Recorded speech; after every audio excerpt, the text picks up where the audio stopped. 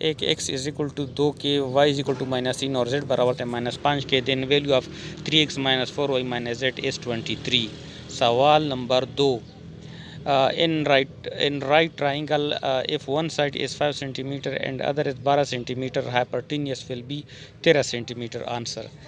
सवाल नंबर 3, अगर 30 kg sugar की कीमत 1200 है तो 35 kg शुगर की कीमत कितनी होगी? इसका जवाब था 1400 रुपये। सवाल नंबर 4 था कि हर वेरिएबल का एक कोएफिशिएंट होता है, तो ये कोएफिशिएंट y जो है कितना होगा? इसका जवाब 1 था।